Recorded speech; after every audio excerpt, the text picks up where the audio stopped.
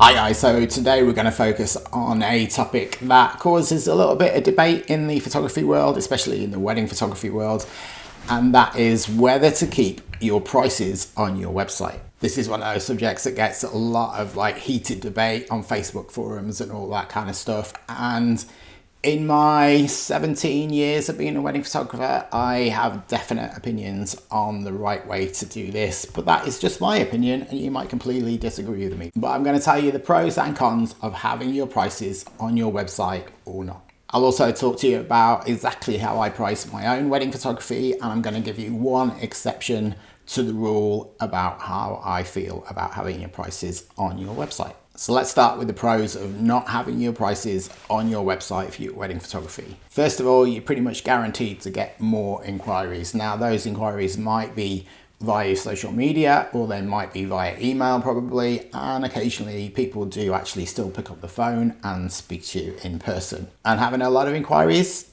that's a good thing, right? Well, not necessarily, because a lot of those inquiries will simply be, what are your prices? Because your prices are not on your website, so that might be the first thing they want to know. Everybody's on a budget. Some people are on a high budget, some people are on a low budget, but everybody has a figure in their mind of what they want to spend on their photography. And if your site doesn't tell them that, then that's the first thing they're going to be wondering.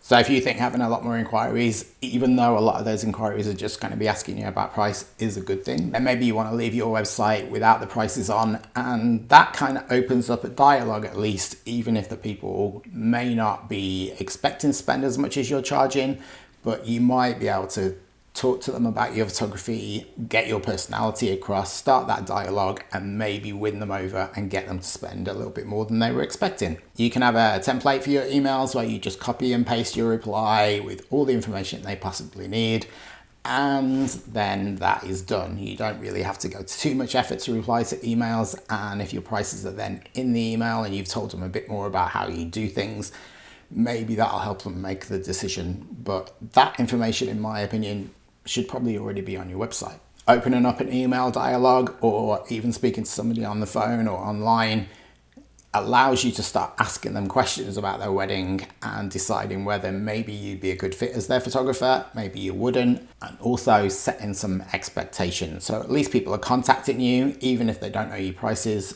They presumably like your pictures, and if your prices are actually a bit higher than what they were planning on spending, maybe something in that dialogue will tell them that you're worth that kind of price. Imagine your ideal couple is having the most amazing wedding in the exact location that you would love to shoot, and they go onto your website and they see your prices and they're higher than they were expecting, and then they just don't even get in touch and they move on to the next photographer. Then that is a conversation maybe you would have missed out on, and you would have actually got on so well with them that they would have realized that you are the perfect photographer for them. But you have to realize that if you're getting a lot of inquiries this way, then you are going to have to deal with all of those inquiries, and each one takes time, and all that time can add up. So is it worth your effort spending all that time just talking to people about pricing? Maybe it is, maybe it isn't. One thing I will say is I think things have changed a lot in the last 15, 16 years since I've been doing wedding photography. I think these days people expect to find the information they want online. They don't want to have to pick up the phone. They don't want to email somebody to find out the information. It should be readily available. And if it's not, I think it starts to make them question a little bit how much they can trust you, because they feel like you're hiding something. However, it can go the other way. They might see that you don't have the prices on your website, and that relates to high-end brands that don't put prices on their handbags in a handbag store or something like that. It's all that if you have to ask, you can't afford it kind of thing. So they might see you as being more high-end and a luxury brand because you don't have your pricing on there. That probably depends on the specific person viewing your website, and it will also depend on whether they see your photography as looking like it's high-end photography. I would also worry that some people will contact you and take some time to contact you only to find out that you're out of their price range, and that's just gonna annoy people, I think. And I would try, even if they're not your clients, try not to annoy people. I also think a lot of clients will see that your prices are not on your website and will just move on to the next photographer. They won't take the time to find out if you're in their price range at all.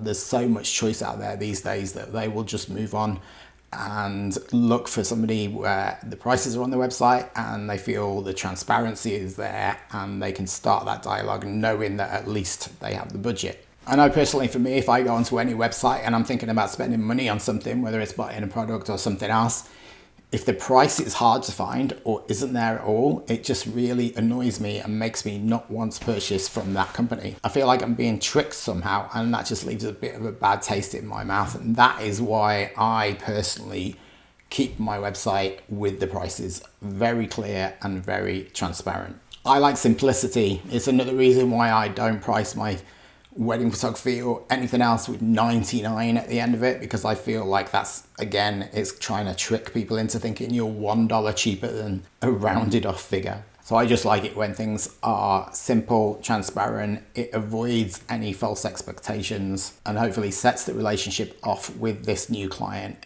on the right foot. So maybe you're thinking, Steve, you're not going to get as many inquiries if you put your prices on your website because all those people are going to think they can't afford you. And yeah, that's true. But I think actually I get less inquiries, probably a lot less inquiries, but I think in the end I get more bookings.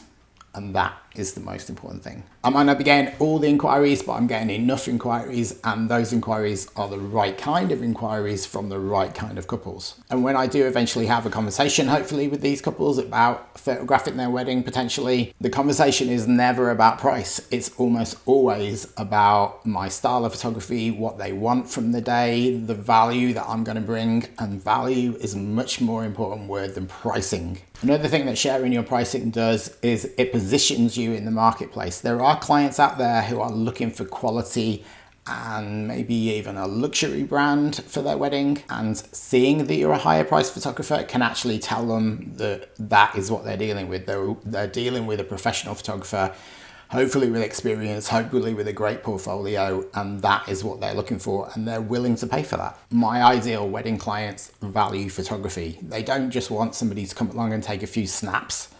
They want good quality photography, and if they like my work, not everyone likes my work, but a lot of people do. If they like my work and they connect with me as a person when we chat, then everything is put in place for a great relationship and a great experience for them. I've had plenty of couples that say they can't afford me, that I am out of their price range. I've had people say they think I'm too expensive. But I've also had couples that say I'm not charging enough. So who's the right person to ask? The right person to ask is, what do you think you're worth? What do you want to be charging? What do you need to be charging to run your business? And then stick to that, be transparent and be very clear and honest from the outset. One of my absolute pet hates is when you go to a photography website or any other website where there's a tab that says pricing and you click on that and there's no prices. It just says contact us for more pricing. And, you know, people have their reasons and maybe I'm wrong, but that would really annoy me from the outset if I was looking for a photographer. And what about this argument that if you put your prices on your website, that other local photographers are going to see your prices and then they're just going to undercut you and they're going to steal your work?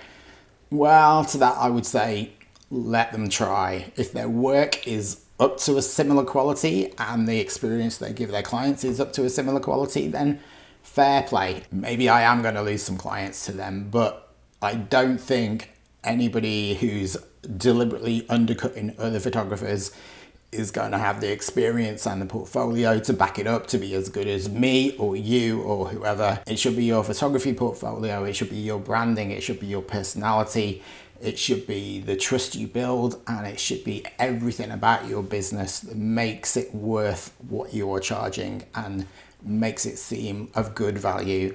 And good value doesn't mean cheap.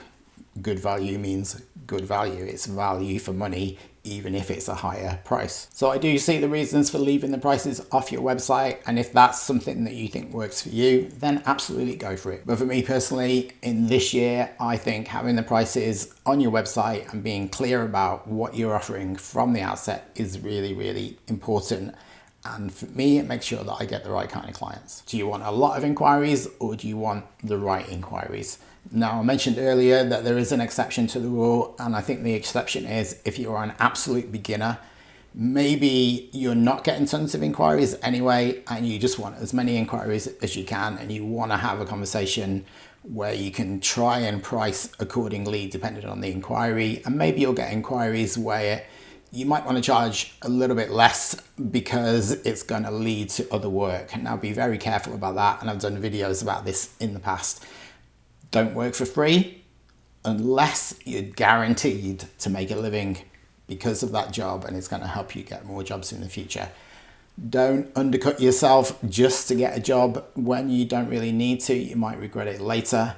But if that job is going to help you get more work, and you know it's going to help you get more work, then maybe you would want to talk about price and actually have a little bit of leeway there. But that's just for beginners. When you're starting out, you just need all the help you can get. You need to build a portfolio. You need to build relationships, probably more importantly. And maybe that's something that you want to consider when you start out. And then when you start to build a business, prices on the website is where I would go.